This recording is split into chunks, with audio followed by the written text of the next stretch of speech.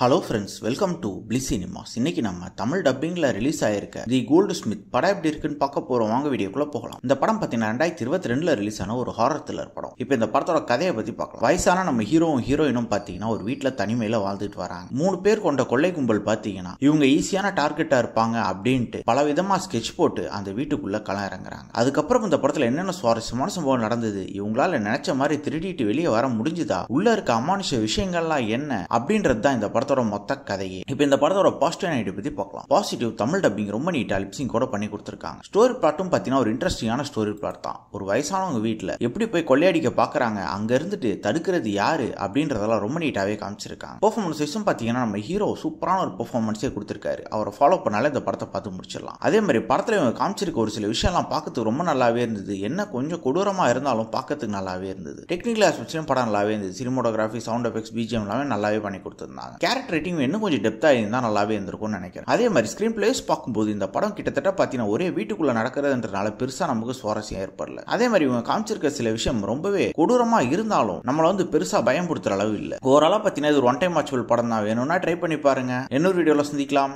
Thank you.